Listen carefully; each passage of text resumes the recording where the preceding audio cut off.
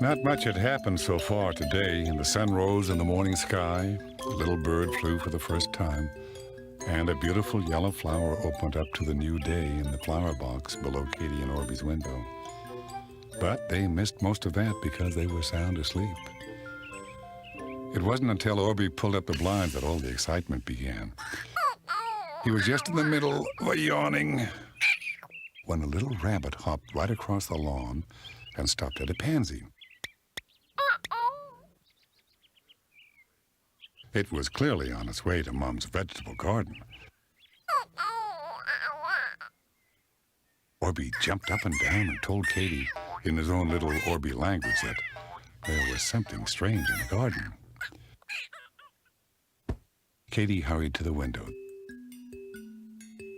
There it was, the most perfect little bunny Katie had ever seen. They both wanted to pat it, so they ran down the stairs and right out the back door. The little bunny heard the slapping of their feet on the patio. It pricked up its ears. When the back door slammed shut, it ran right through the hedge. Orbie chased, but Orbie's just aren't as fast as a rabbit, and he certainly didn't fit under the hedge. Anyway, the little bunny was completely gone. At breakfast, they told Mom about the bunny. Rabbits are very shy, Mom said. They feel frightened easily. The bunny probably smelled the carrots in the vegetable garden and wanted to have a snack. He'll be back. About halfway between lunch and supper, Orbie decided he needed a snack. And when he looked out the back window, he found that the bunny was ready for a snack too. It hopped toward the vegetable garden, stopped and picked up its ears, and then hopped again. Katie came up behind Orbie, and he pointed to the bunny, signaling to be very quiet. Two friends tiptoed out the front door and closed it quietly. Then they tiptoed all the way around the back of the house. Orbie's toe tips were getting a little tired, but just the same, he was very quiet.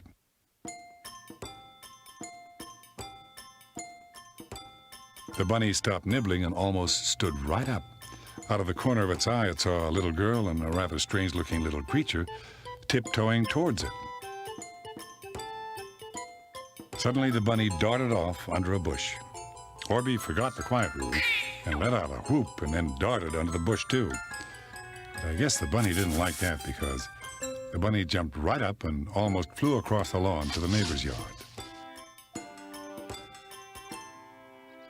Katie's mom came around the front of the house carrying a basket. I think I'd better pull up some of those carrots before our little bunny friend eats them all. Katie really wanted to pat the bunny. Mom told her that isn't safe to pat a wild bunny, but if the bunny feels happy here, he might come to the garden to visit. How can we make it happy? Katie pulled up another carrot. Mom thought for a minute, then said, "You will have to show the bunny that you won't hurt it.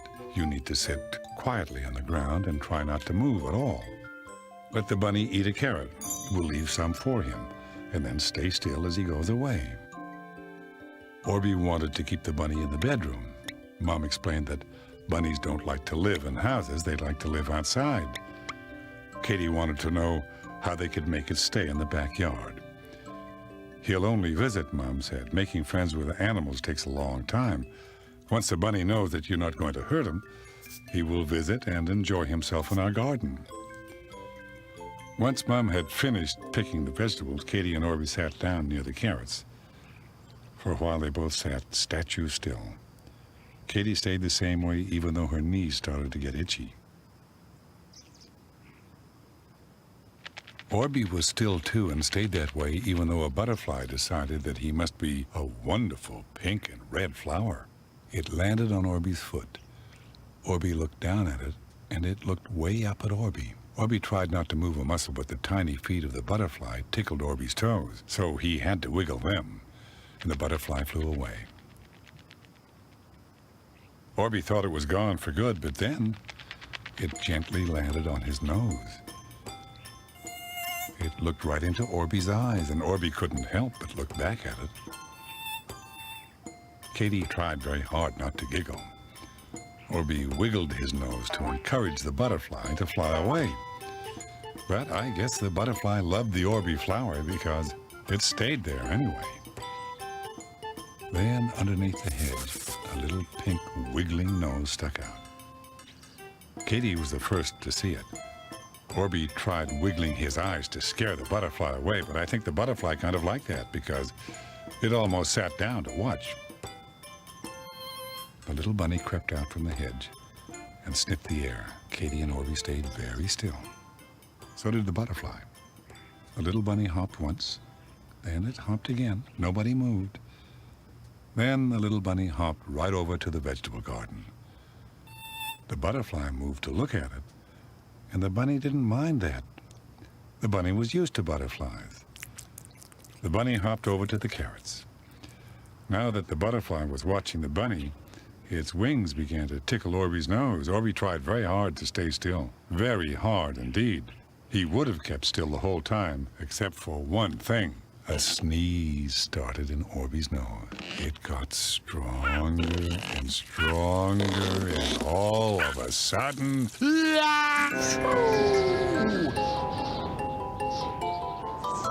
butterfly took to the air, the bunny jumped and hurried away. And Katie gave Orbie the kind of look you give friends when they do something silly. Orbie gave Katie the kind of look you give friends when you can't help it. But they both stayed very still.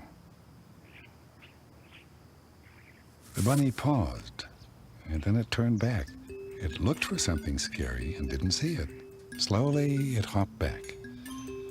This time it came and nibbled on the carrot. Orbie loved how its little nose went up and down. Katie wanted so badly to touch it, but she knew you don't touch a wild bunny. I guess the butterfly figured out that the Orbie flower wasn't dangerous because it came back and sat right on the top of Orbie's head. I think it thought it was safer up there. And do you know what? I think it was. Did you know? Did you know?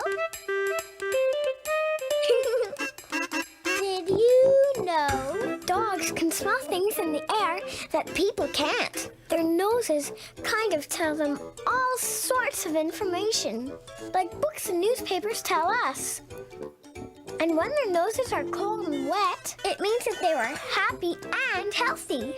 But don't let them sniff your stamp collection.